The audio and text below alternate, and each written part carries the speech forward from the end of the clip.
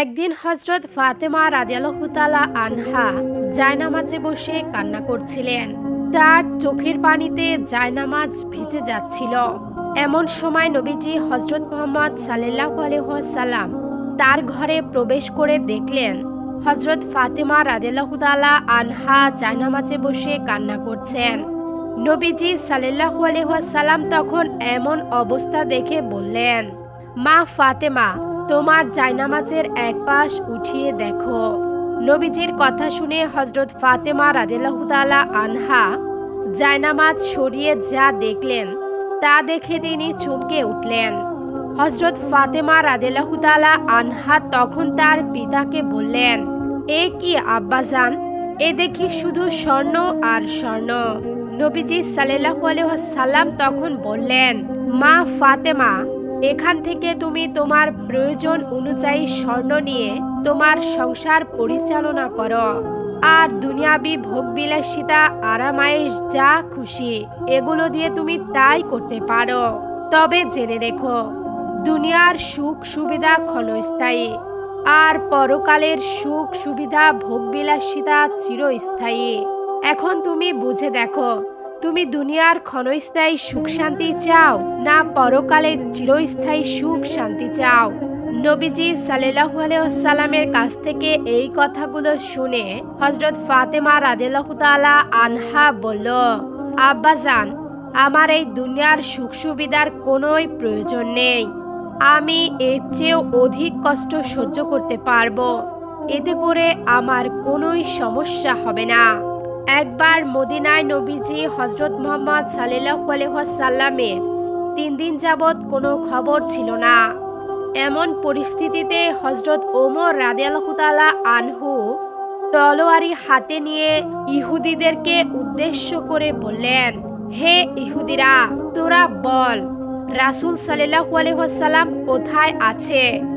এক্ষুনি যদি তোরা রাসূল সাল্লাল্লাহু আলাইহি ওয়াসাল্লামের খবর না দিতে পারিস, তাহলে এই মদিনায় একজনও কাফের ও ইহুদি আমি ওমরের তলোয়ারি থেকে বাঁচতে পারবি না।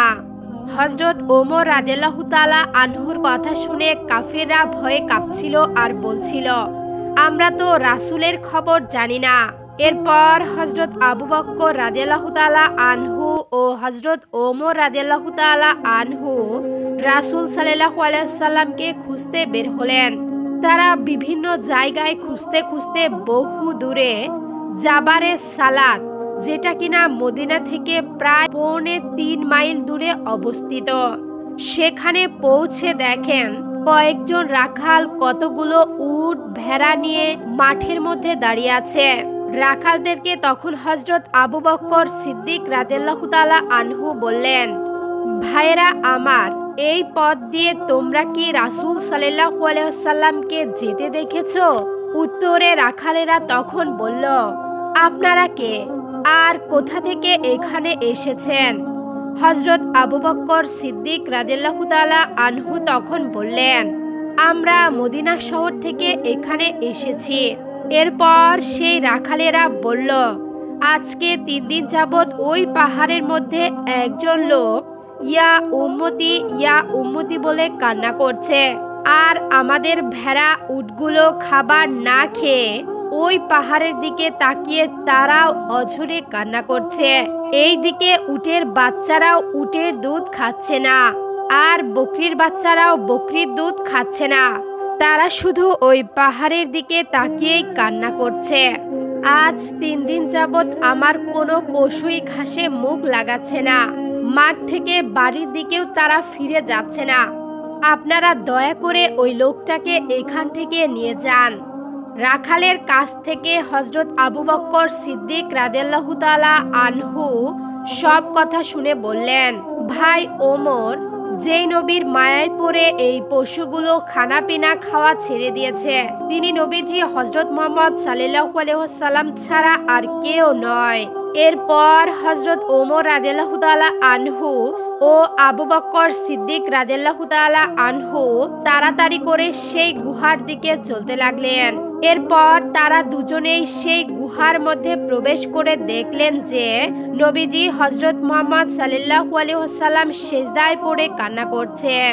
এরপর আবু বকর সিদ্দিক রাদিয়াল্লাহু তাআলা আনহু বললেন, হুজুর, আমি আবু বকর এখানে উপস্থিত হয়েছি, মেহেরবানি করে সেজদা থেকে মাথা উঠিয়ে ফেলুন। আজ 3 দিন যাবৎ মদিনার অলিতে গলিতে পাগল হয়ে রাসূল রাসূল বলে ডেকেছি। আজ 3 দিন যাবৎ আমরা কোনো আহার মুখে দেই নাই। হুজুর, আপনি আমাদের সাথে মদিনায় চলুন। মদিনার মানুষগুলো কাঁদতে কাঁদতে পাগলের মতো হয়ে গিয়েছে। আপনি যেই উম্মতের জন্য কাঁদেন, আমি আল্লাহর কসম করে বলছি, সারা জীবনে আমি যত নেকির কাজ করেছি তার সমস্ত নেকিগুলো উম্মতি মুহাম্মাদের জন্য আমি দান করে দিলাম। হুজুর, আপনি মদিনায় চলুন। রাসূল সাল্লাল্লাহু আলাইহি ওয়াসাল্লাম কোনো কথাই বললেন না। অনবরত তিনি শুধু কেঁদেই যাচ্ছিলেন। এমন পরিস্থিতিতে হযরত ওমর রাদিয়াল্লাহু তাআলা আনহু পাহাড়ের গুহায় দাঁড়িয়ে বললেন, হুজুর, আমি আপনার সেই ওমর যে কিনা 26 বছর বয়সের সময় তলোয়ারি হাতে নিয়ে আপনার মাথা কাটার জন্য এসেছিলাম। আমি তখন মাথা না কেটে আপনার সুন্দর চেহারার মুগ্ধতা দেখে সাথে সাথেই কালেমা পড়ে মুসলমান হয়ে যাই। সেই দিন থেকে আজ পর্যন্ত আমি যত নেকির কাজ করেছি তা সব উম্মতে মুহাম্মাদের জন্য আমি দান করে দিলাম। হুজুর, সেজদা হতে মাথা উঠান আর মদিনায় চলুন। কিন্তু এতে করেও নবীজি হযরত মুহাম্মদ সাল্লাল্লাহু আলাইহি ওয়াসাল্লাম কিছুই বললেন না। এরপর অবশেষে হযরত ওমর রাদিয়াল্লাহু তাআলা আনহু ও আবু বকর সিদ্দিক রাদিয়াল্লাহু তাআলা আনহু ব্যর্থ হয়ে সেখান থেকে চলে আসলেন। তারা তখন বুঝে গিয়েছিলেন যে হযরত আলী রাদিয়াল্লাহু তাআলা আনহুকে ছাড়া নবীজি সাল্লাল্লাহু আলাইহি ওয়াসাল্লামকে পাহাড়ের গুহা থেকে বের করা যাবে না। এরপর তারা দুজনেই সবকিছু হযরত আলী রাদিয়াল্লাহু তাআলা আনহুকে জানালেন। এরপর হযরত আলী রাদিয়াল্লাহু তাআলা আনহু সব কথা শুনে হযরত ফাতেমা রাদিয়াল্লাহু তাআলা আনহাকে বললেন, হে ফাতেমা, রাসূলের সন্ধান পাওয়া গিয়েছে। রাসূল সাল্লাল্লাহু আলাইহি ওয়াসাল্লাম পাহাড়ের গুহায় সিজদারত অবস্থায় রয়েছে এবং তিনি ইয়া উম্মতি বলে অনবরত কান্না করছেন। হযরত আলী রাদিয়াল্লাহু তাআলা আনহুর কাছ থেকে সব কথা শুনে হযরত ফাতেমা রাদিয়াল্লাহু তাআলা আনহা হযরত হাসান ও হুসাইন রাদিয়াল্লাহু তাআলা আনহুমাকে নিয়ে সেই পাহাড়ের গুহায় যাওয়ার উদ্দেশ্যে বের হলেন। হযরত ফাতেমা রাদিয়াল্লাহু তাআলা আনহা হাসান ও হুসাইন রাদিয়াল্লাহু তাআলা আনহুমাকে নিয়ে সেই পাহাড়ের গুহায় গিয়ে বললেন, আব্বাজান, কেমন করে আপনি আপনার মেয়েকে ভুলে গেলেন? কোথাও সফর করতে যাওয়ার সময় শেষ বিদায় আপনি আমার কাছ থেকে নিতেন। আজ 3 দিন যাবৎ আমি আপনার কোনো খবর পাই নাই। আমার কাছে কিছু না বলে আপনি এই পাহাড়ের গুহায় এসে ইয়া উম্মতি বলে কান্না করছেন। আমি আপনার চিন্তায় এই 3 দিন পানি পর্যন্ত আহার করি নাই। আর মদিনার মানুষগুলো আপনার জন্য ইয়াতিমের মতো কান্না করছে। আপনার আদরে নাতি হাসান ও হুসাইন সারাদিন আপনার জন্য কান্না করেছে। আমি তো এদেরকে বুঝাতেও পারছি না। আব্বাজান, আপনি যেই উম্মতের জন্য কান্না করছেন, আমি ফাতেমার জিন্দেগির সমস্ত নেকিগুলো আপনার উম্মতের মাঝে দিয়ে দিলাম। কিন্তু এতে করেও নবীজি সাল্লাল্লাহু আলাইহি ওয়াসাল্লাম কিছুই বললেন না। শুধু তিনি অনবরত কেঁদেই যাচ্ছেন। এবার হযরত ফাতেমা রাদিয়াল্লাহু তাআলা আনহা সেজদায় পড়ে কেঁদে কেঁদে বললেন, হে আল্লাহ তাআলা, আপনি স্বয়ং সাক্ষী, দেওয়ার মতো তো আমার তেমন কিছুই নেই। যেই 2টি সন্তান আপনি আমাকে দান করেছেন, আমি আপনার নামে কসম করে বলছি, আমার কলিজার টুকরো হাসান ও হুসাইনকে উম্মতে মুহাম্মাদির জান্নাতের জন্য কুরবানি দিলাম।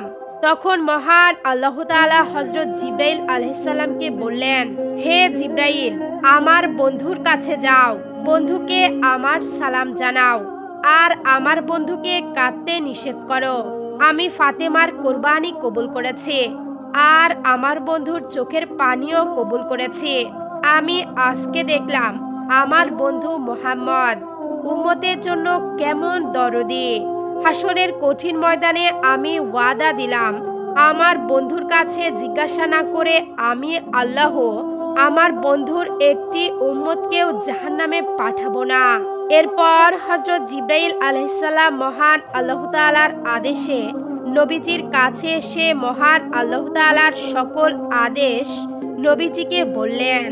এরপর নবীজি হযরত মুহাম্মদ সাল্লাল্লাহু আলাইহি ওয়াসাল্লাম সেজদা হতে মাথা উঠালেন আর হযরত ফাতেমা রাদিয়াল্লাহু তাআলা আনহাকে বললেন, হে ফাতেমা, আমার ইচ্ছা ছিল আমি ঠিক ততক্ষণ পর্যন্ত কাঁদব যতক্ষণ না আমার আল্লাহ বলেন, বন্ধু তোমার আর কাঁদতে হবে না, তোমার গুনাহগার উম্মতকেও আমি জাহান্নামে প্রেরণ করব না।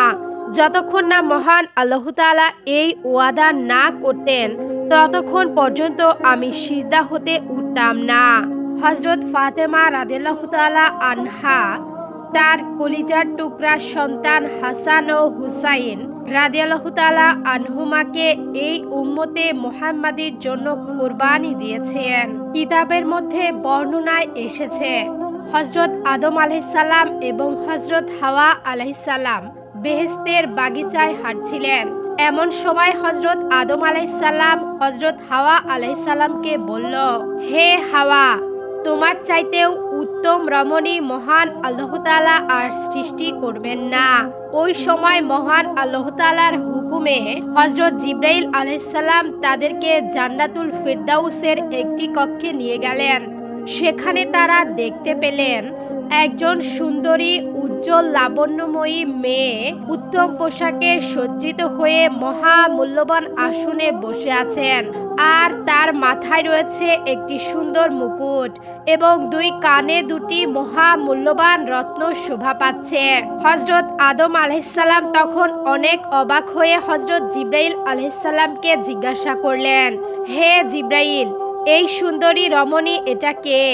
হযরত জিবরাইল আলাইহিস সালাম তখন তাকে উদ্দেশ্য করে বলল, ইনি হলেন আখিরি নবী মুহাম্মদ সাল্লাল্লাহু আলাইহি ওয়াসাল্লামের কন্যা বিবি ফাতেমা, আর তার মাথার মুকুট হলো তার স্বামী হযরত আলী রাদিয়াল্লাহু তাআলা আনহু, এবং তার কানে যেই দুটি উজ্জ্বল রত্ন রয়েছে সেই দুটি হলো তার পুত্র হাসান ও হুসাইন রাদিয়াল্লাহু তাআলা আনহুমা। এইগুলো শুনে হযরত আদম আলাইহিস সালাম জিজ্ঞাসা করলো, মানব জগতে তো আমরা দুজনেই প্রথম, তাহলে একে আবার কখন সৃষ্টি করা হয়েছে? উত্তরে হযরত জিবরাইল আলাইহিস সালাম বললেন, এরা আখেরি জামানায় আপনার সন্তানদের মাঝেই জন্মগ্রহণ করবে। এই ঘটনা থেকে বোঝা যায় যে হযরত ফাতেমা রাদিয়াল্লাহু তাআলা আনহার দরজা আসলেই কত মহান। আমাদের সকলকেই মহান আল্লাহ তাআলা বোঝার তৌফিক দান করুক। আমিন।